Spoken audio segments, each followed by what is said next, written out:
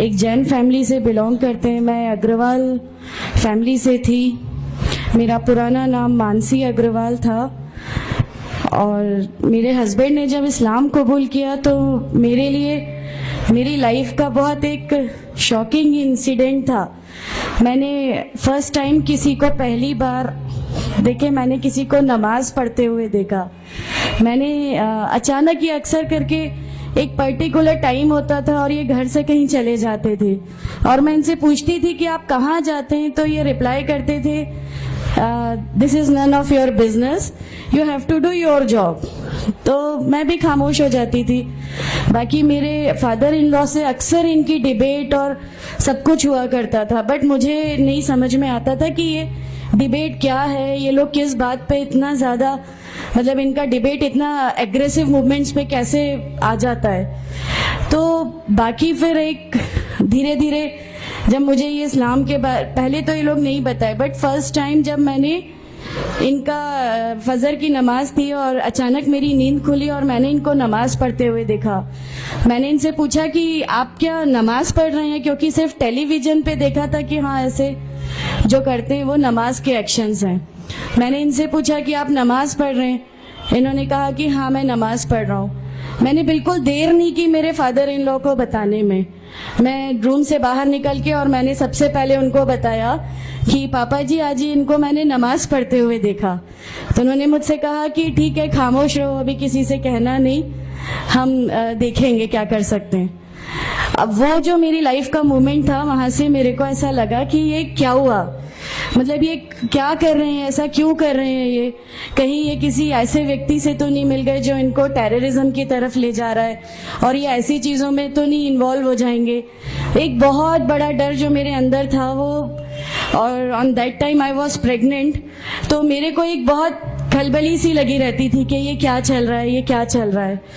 फिर धीरे धीरे करके जब मैं इनकी बुक्स वगैरह जो अलमीरा में रखी रहती थी वो मैं पढ़ने लगी और ढूंढने लगी। ये छुपा के रखा करते थे और मुझे जब भी कोई बुक मिलती थी तो फिर मैं उसको पढ़ने लगी। तो मुझे उसमें ऐसा कुछ लगता ज़रूर था कि पता नहीं कुछ है, कोई डिफरेंट चीज़ है, क्योंकि मैंने देखा कि इनके अखलाक, इनकी सब चीज़ें बिल्कुल चेंज हो गई। जो ये पहले थे उससे ये बिल्कुल अलग हो गए। तो मुझे ऐसा पर्सनली लगता था कि इस प्लेटफॉर्म ने इनको ऐसा क्या दिया जो मेरे हस्बैंड को बिल्कुल चेंज करके रख दिया। मतलब अल्हम्दुलिल्लाह ये उस समय कोशिश करते थे कि जो नबी की सुन्नतें हैं, जो हमारे नबी सल्लल्लाहु अलैहि वसल्लम ने किया, अपनी वाइफ की मदद करना, अपनी वाइफ के साथ किस तरह उसके हुकूक की अदायगी करना, ये सब कुछ वहाँ अल्हम्दुलिल्लाह करने लगे। और मुझे जो इनका ये ड्रास्टिकल चेंज था, जो इनको इस प्लेटफॉर्म पे आए हुए 6 मंथ्स या 1 ईयर हुआ होगा, वो देख के मेरे लिए एक बहुत बड़ा मीनिंग, एक सरप्राइज था कि ये क्या हुआ। फिर उसके बाद मुझे लगा कि नहीं, मैं भी अब इसको जानती हूँ, मैं भी अब पढ़ूंगी। और फिर मैं अपने फादर इन लॉ और इनकी डिबेट सुनने लगी। तो जैनिज्म में गॉड कॉन्सेप्ट है ही नहीं।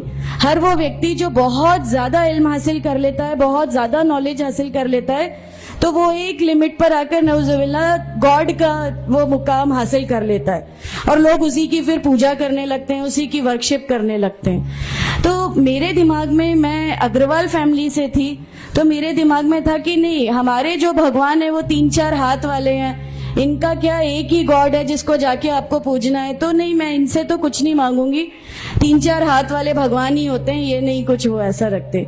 तो वहां से एक थोड़ा सा डिस्ट्रैक्शन मेरे को गॉड कॉन्सेप्ट का आया। और ईश्वर है जो इस दुनिया को चला रहा है, ये हमेशा मेरे एक जहन में रहता था। तो मुझे मेरे फादर इन लॉ कहीं ना कहीं उस प्लेटफॉर्म पे आके गलत लगने लगे कि नहीं, ये जो कह रहे हैं वो सही है और इनकी जो डिबेट है उसका एंड जो है वो ये सही है। फिर धीरे धीरे करके मुझे इनकी चीज़ों पे यकीन आने लगा अल्हम्दुलिल्लाह। फिर हमारे एक फैमिली फ्रेंड है, उनके यहाँ ये मुझे ले गए। वहाँ पर किसी ने मुझसे कहा कि मैं बहुत बुजुर्ग हो चुका हूँ, कलीम सिद्दीकी साहब है, मुझे उनका नाम ध्यान नहीं है अच्छे से, बट उन्होंने मुझसे कहा बेटा मैं बहुत बुजुर्ग हो चुका हूँ, मैं चाहता हूँ तुम कलमा पढ़ लो, मेरी जिंदगी रहे ना रहे, मैं आपसे मिलूं ना मिलूं, तो आप कलमा पढ़ लो। तो अल्हम्दुलिल्लाह मैंने कलमा पढ़ लिया। कलमा पढ़ने के बाद भी जब हम घर लौट रहे थे तो मैंने इनसे कहा कि मैंने सिर्फ अभी कलमा पढ़ा, अभी आप ये मत समझिएगा कि मेरे को सब समझ में आ गया और मैं इस चीज़ को मान लूँगी। इन्होंने कहा नहीं, तुम्हारी मर्जी, किसी में कोई फोर्स नहीं है। तो अल्हम्दुलिल्लाह अल्लाह ताला का एहसान है, उस कलमे की ताकत थी। और ये हमेशा कहते थे तुम्हें कोई दुआ मांगनी है तो तहज्जुद में मांगा करो। तहज्जुद का जो टाइम होता है वो बहुत कीमती होता है और उसमें अल्लाह ताला सबकी दुआएं कबूल करता है। इन्होंने मुझे एक दुआ सिखाई थी कि तुम एक दुआ मांगो कि या मेरे रब, अगर मेरा हस्बैंड गलत रास्ते पर है तो उसको सही रास्ते पे ले आ, और अगर मैं गलत रास्ते पे हूं तो मुझे सही रास्ता दिखा दे। अल्हम्दुलिल्लाह मैं ये दुआ कंटिन्यू मांगती थी। एक बार मेरी नींद अल्हम्दुलिल्लाह तहज्जुद में खुली और बस मैं नॉर्मल जैसे एक ध्यान करते हैं वैसा मैं बैठ गई और अपने आप अचानक दिल चाहा कि बस सजदा करूं। मेरी जिंदगी का वो पहला सजदा था और उस बहुत लंबा सजदा था और उस सजदे में मैंने मेरे रब से क्या क्या मांग लिया मुझे भी नहीं याद है। और उस समय मुझे ऐसा फील हो रहा था जैसे अल्लाह ताला खुद मुझसे बात कर रहा है, अल्लाह मेरे सवालों का जवाब खुद दे रहा है। अल्हम्दुलिल्लाह बस उसके बाद तो ऐसा लगा कि नहीं, इस्लाम हक है और इस्लाम पे ही चलना है।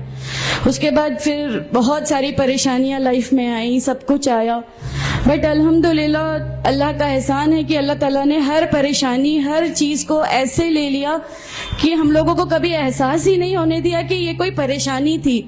ऐसा लगा कि अल्लाह की पूरी राह में हम लोगों को रिवार्ड ही मिलना है इस चीज़ का और अल्लाह हमें इसका रिवार्ड ही देता चला जाएगा।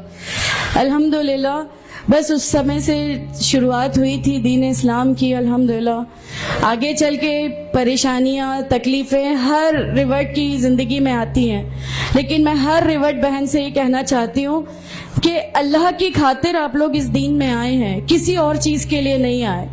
तो अल्लाह की खातिर इन परेशानियों को भी झेलिए, अल्लाह की खातिर झेलिए। अल्लाह ताला अगर आप लोगों से, माशाल्लाह मैं जब घर से निकली, जब हमारे फादर इन लॉ ने हमें घर से निकाला, मेरे बच्चे की, छोटा बच्चा था, छोटे वाले की सिर्फ एक दूध की बोतल थी, इसके अलावा कुछ भी नहीं था। मैं जॉब करती थी, मैंने अपने छोटे बेटे को माँ के यहाँ छोड़ के जाया करती थी। मेरे मम्मी पापा बहुत ज़्यादा मतलब हम लोगों से डिटैच नहीं हुए थे, एक मोहब्बत थी उनको हमसे, तो उस मोहब्बत के कारण मतलब उन लोगों ने कभी हमारा उस लेवल तक अपोज नहीं किया जो इन लॉज की तरफ से आया। तो जब मैं मेरे मायके गई और मैंने अपने बच्चे को लिया और मैंने कहा कि माँ हमने वो घर छोड़ दिया, हमें उस घर से उन लोग निकाले, ऐसा करके माँ है बहुत रोई, तुम लोग क्यों ऐसा कर रहे हो, क्या करोगे, कैसे रहोगे, दोनों छोटे बच्चे हैं, क्या होगा। मैंने कहा कि माँ आप सिर्फ एक माँ हो ना, वो मुझे 70 माँओं के बराबर मोहब्बत करता है। तो जो रब मुझे मेरी 70 माँओं के बराबर मोहब्बत करता है वो कैसे इस दुनिया में मुझे रुसवा कर सकता है। सिर्फ एक छोटा सा ये विश्वास था। अल्हम्दुलिल्लाह उस विश्वास को रखते हुए सारी चीजें, सब परेशानियां ऐसे अल्लाह ताला ने ले ली कि उसका मेरे पास कोई मतलब कहने के लिए भी शब्द नहीं है। अल्हम्दुलिल्लाह। और मैं आप लोगों से सबसे गुजारिश करती हूँ, और अगर अल्लाह ने मुझे आप लोगों की एक ऐसी बहन बना दिया जो आपकी परेशानियां, आपकी हर उसमें, हमारा घर, हमारी सब कुछ अल्हम्दुलिल्लाह आपके लिए है, क्योंकि हम लोग ठान के बैठे हैं हमारा जीना मरना, हमारी नमाजें, हमारा सब कुछ सिर्फ अल्लाह के लिए है और यही लेके हमको जाना है। कोई जवाब हमें नहीं मिलेगी। अस्सलामु अलैकुम व रहमतुल्लाहि व बरकातहू।